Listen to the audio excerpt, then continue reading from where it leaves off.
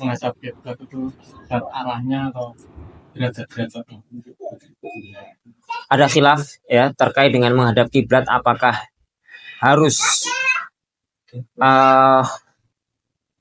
apa istilahnya itu persis ya ainul qiblah ataukah hanya sebatas jihatul qiblah ya. Wallahu alam bishawab dalam perkara ini. Kalau memungkinkan, memang betul-betul memungkinkan dan mudah ya, maka ainul qiblah itu jelas lebih utama, jelas bila syak ya. Tapi apa namanya, jihatul qiblah itu sudah mencukupi. Jihatul qiblah itu sudah mencukupi. Wallahu alam bishawab. Dan itu berlaku bagi yang tidak melihat Ka'bah ya. Kalau yang sudah melihat Ka'bah, maka ainul Ka'bah itu wajib ain. Ya, ainul Ka'bah itu artinya Ka'bah itu terlihat dia walaupun jauh tapi kelihatan. Maka dia harus menghadap ke situ. Tidak boleh yang penting arahnya ke barat, tidak boleh sudah. Tapi selain mereka yang melihat secara langsung, maka jihatul qiblah itu sebagai bentuk kemudahan dari Allah Subhanahu wa taala, ya itu sudah mencukupi.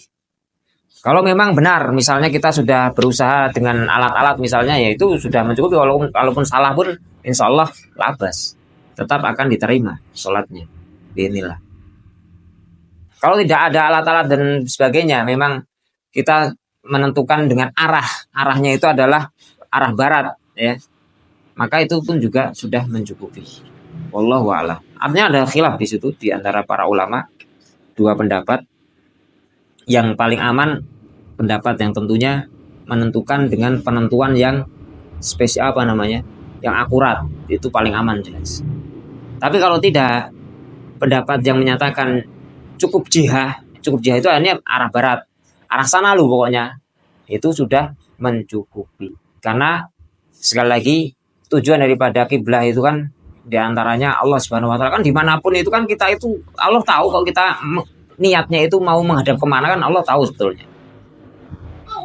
Tidak dibebani dengan beban-beban yang berat seperti itu. Wallahu a'lam. Adapun ya yang di dalam Ka'bah.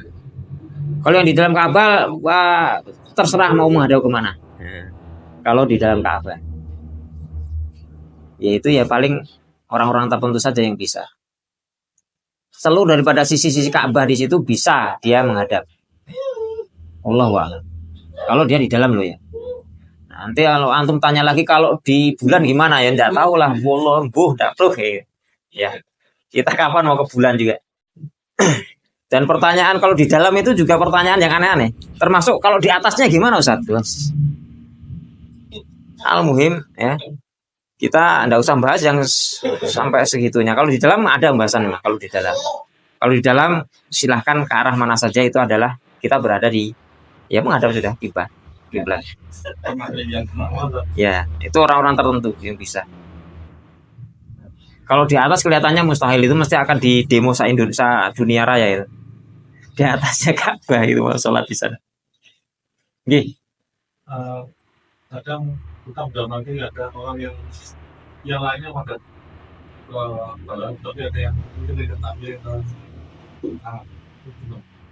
Maksudnya gimana? Ada yang orang sendirinya bukan seperti biar lurus, ada yang diiringkan sedikit menurut perasaannya dia. Oh, kalau menurut perasaan enggak jelas, itu jelas salah ya. Artinya kalau masjid di sini kan yang menentukan sudah Shahibul Bait kan, bahwa sholat itu menghadapnya ke sini, sudah kita ikuti yang apa yang ada di sana. Jangan kemudian miring-miringkan diri. Ya. Hah? Kenapa? Wah itu. Ya. Sudah ngikuti saja apa yang ada di masjid. Karena itu apa istilahnya itu takmirnya masjid itu pasti dia sudah menentukannya dengan sesuai dengan ininya. Nah, soalnya bisa apa? Ya kita nggak tahu soalnya gimana. Allah alam. Maksudnya Lah iya kita nggak tahu. Allah alam. Masjidnya sudah dibikin miring ya sudah ngikuti kemiringan yang ada di situ, karena itu yang menentukan sudah memang orang yang sudah tahu tentang, dia punya alasan kenapa kok miring gitu loh.